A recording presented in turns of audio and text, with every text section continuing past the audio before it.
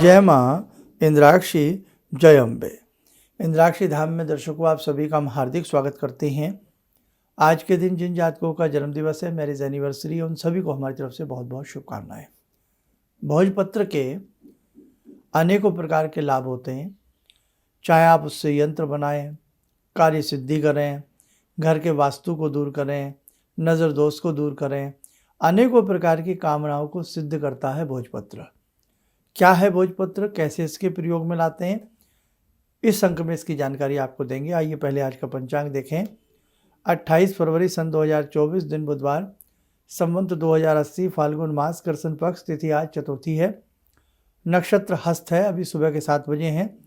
सुबह 7:26 तक हस्त नक्षत्र है, उसके बाद नक्षत्र चित्रा लग जाएगा।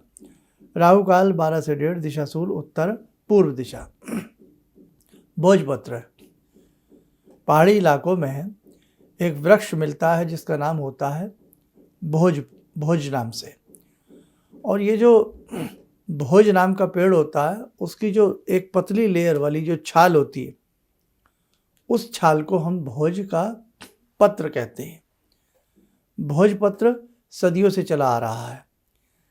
एक ज़माने में जब कागज़ का आविष्कार नहीं हुआ था, तब भोजपत्र के ऊपर ही लिखा जाता था।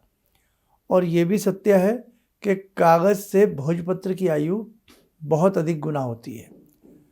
आप कागज़ पे कुछ लिख कर रखिए, भोजपत्र पर लिखी गई पुरानी बातें, पुरानी शब्दावलियाँ, पुराने शास्त्रों की बहुत सारी बातें आज भी जीवित हैं।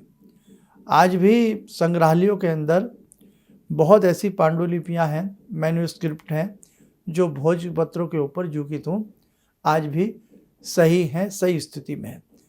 तो भोजपत्र आयु के हिसाब से भी बहुत बड़ा माना जाता है।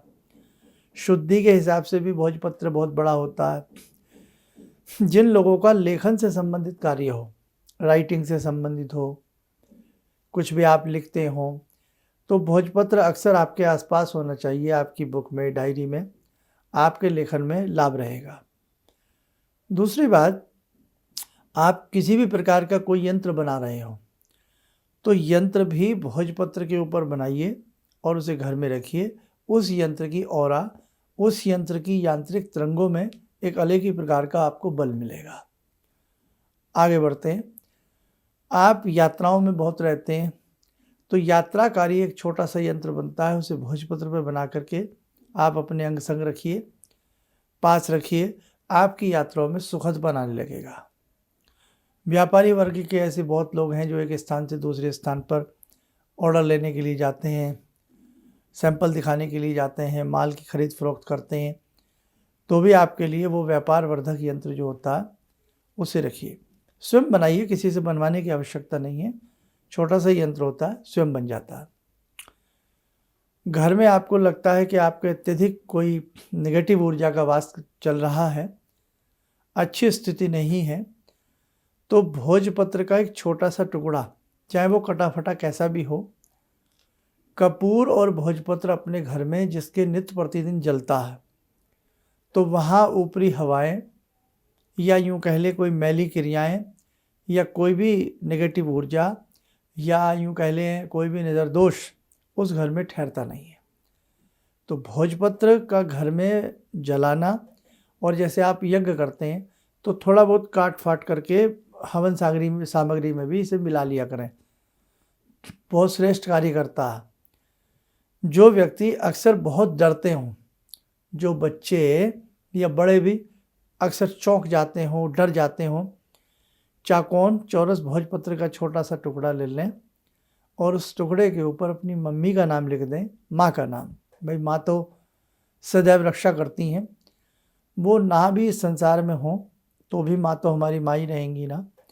आप उनका नाम लिख करके अपने तकिए में रखें, तो बड़ा व्यक्ति हो, बच्चे हों, डरने की मात्रा कम हो जाती है, और जो चौंक करके व्यक्ति उठ जाते हैं उसमें भी राहत मिलती है। सफ़ेद चंदन का टुकड़ा और भोजपत्र, छोटा सा टुकड़ा और भोजपत्र किसी चांदी के ढोलक में, चांदी के ताबीज़ में डाल करके पहनने से भी जिन व्यक्तियों के कार्य नहीं बनते, कार्य बिगड़ते हैं, तो ये आप ऐसा धारण करें। सोमवार के दिन बहुत अच्छा लाभ मिलेगा। भोजपत्र की भी 2-3 वैरायटियाँ आती हैं। लाल भोजपत्र आता है, सफ़ेद भोजपत्र आता है, तो कोई सा भी भोजपत्र आप ले सकते हैं। यंत्र बनाने के लिए बड़े साइज का भोजपत्र रखा जाता है। जैसे हम भी संस्थान से अंबिका यंत्र, सूर्य यंत्र या और यंत्र जो होते हैं वो भोजपत्र पर ही निर्माण करते हैं। कहने का भाव कि यंत्रों के लिए हो, आपके घर की शुद्धि के लिए हो, थोड़ा हवन सामग्री में मिलाने के लिए हो, डर भय को दूर भगाने के लिए हो, तो भोजपत्र बहुत सुंदर तरीके से कार्य करता है और भोजपत्र का विशेष प्रकार का लाभ व्यक्ति को प्राप्त होता है। तो आप भी रोज़ ना सही बाज़ार से 150 रुपये का भोजपत्र ले आइए, 50 रुपये का भी बहुत है। जलाने के भोजपत्र में हमें यह नहीं देखना कि वो साबुत है या नहीं, कैसा भी कटा फिटा हो चलेगा, बस गला सड़ा ना हो बिल्कुल। ले आइए, थोड़ा सा पीस निकालें, कपूर की सहायता से जलाया करें। रोज़ नहीं तो संडे टू संडे आप भोजपत्र कपूर से जलाना शुरू करिए, आपको अच्छा आनंद आएगा। आरती आप करते हैं, कर्पूर आरती आप करते हैं, कर्पूर गौरम करुणावतारम, उसी कपूर में छोटा सा भोजपत्र का टुकड़ा डाल दिया करें, तो दोनों काम हो जाएंगे। कपूर आरती भी होगी और भोजपत्र भी उसमें जलेगा। और कभी कभी बीच बीच में भोजपत्र कई बार सील जाते हैं, तो हल्का सा धूप लगा लीजिएगा और आपके बहुत काम आएगा। ठीक है, आइए समय हो चला आज की ध्यान साधना का। आज की ध्यान साधना में जुड़ते हैं भगवान शिव शंभू से।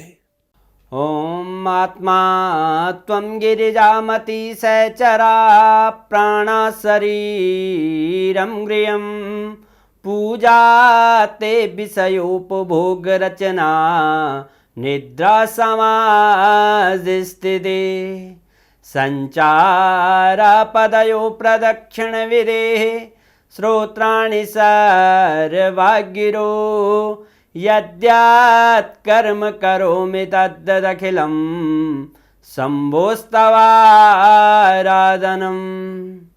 चन्द्रोद्भासितशेखरे स्मर हरे गंगाधरे शङ्करे सर्पे भूषितकण्ठकर्णविवरे नेत्रोत्तवे स्वानरे दन्ते त्वकृतसुन्दरां वरदरे त्रैलोक्यसारे हरे मोक्षार्तिं कुरु चित्तवृत्त्यमचलं मन्येस्तु किं कर्म वे वन्दे देव उमापतिं सुरगुरुं वन्दे जगत्कारणं वन्दे पन्नगभूषणं मृगधरं वन्दे पशूनां पतिं वन्दे सूर्यशशाङ्कवह्निनयनां वन्दे मुकुन्दप्रियं वन्दे भक्तजनश्रयं च वरदां वन्दे शिवं शङ्करम् ॐ कर्पूरगौरं करुणावतारं संसारसारं भुजगेन्द्रहारं सदा वसन्तं हृदयारविन्दे भवं भवानी सहितं नमामि भवं भवानी सहितं नमामि। कवच बना लें, ध्यान करें, शिव शंभू का सुवासिस हम सबके ऊपर बरस रहा है।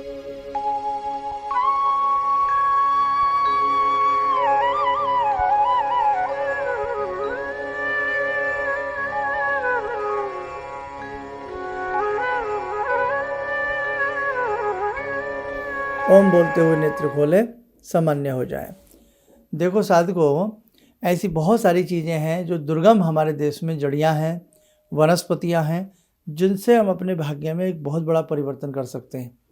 उसी में रक्त गुंजा है, कटेली है, करवीर हैं और अपामार्ग है, पुटकंडा जिसे हम कहते हैं, अपामार्ग है। तो मैं चाह रहा हूँ कि एक ऐसी सीरीज़ कभी भविष्य में वनस्पति को लेकर के शुरू की जाए। और इन वनस्पतियों के आयुर्वेदिक भी बहुत लाभ होते हैं, ज्योतिषीय लाभ होते हैं, तांत्रिक लाभ होते हैं, मांत्रिक लाभ होते हैं। आपको भविष्य में इस सब्जेक्ट पर भी हम प्रकाश डालने का प्रयास करेंगे। 31 दिन की साधना हमें उम्मीद है आपकी बहुत अच्छे से चल रही होगी। ऐसे ही मन लगा करके भगवती की शरण में बने रहना, अच्छे से भगवती को पूजते रहना। एक दिन वो आएगा कि आपको भगवती का सायुज्य प्राप्त होगा और विशेष प्रकार से देवी माँ की अनुकंपा आपके ऊपर, आपके परिवार के ऊपर बरसने लगेगी। आप सब स्वस्थ रहें, सुखी रहें। इन्हीं शुभकामनाओं के साथ हम अपनी वाणी को विराम देते हैं। जय जय अम्बे। ऑर्डर्स मेरे पास लगभग ना के बराबर थे। मेरी फैक्ट्री लग रहा था कि शायद मुझे बंद करनी पड़ेगी, कोई दूसरा बिजनेस करना पड़ेगा। मैंने नाम बहुत कमा लिया लेकिन पैसा मेरे पास बिल्कुल नहीं। टीवी में एक छोटा सा मंत्र, अभी तंत्र मंत्र की बात हो रही थी, तांत्रिक मंत्र रहा होगा, मैं इतना अनुभवी नहीं हूँ, मैं इतना ज्ञानी नहीं हूँ। मैंने उस मंत्र को पढ़ा, रविवार के दिन उन्होंने पढ़ने के लिए बताया था। मैंने मंत्र पढ़ा, भंवर वीर तू चेला मेरा, खोल दुकान कहा कर मेरा। मैंने उन दानों को बिखेरा और आप यकीन नहीं मानेंगे, मैंने दोपहर के समय में ही मेरे पास फ़ोन आने लगे, ऑर्डर्स। आज की तारीख में मैं इतना परेशान हूँ, इतने ऑर्डर्स हैं मेरे पास, लेकिन आज भी मैं परेशान हूँ क्योंकि मैं उन ऑर्डर्स को एग्जीक्यूट नहीं कर सकता। अभी भी मुझे आपकी ही शरण चाहिए। ऑर्डर्स मेरे पास बहुत हैं।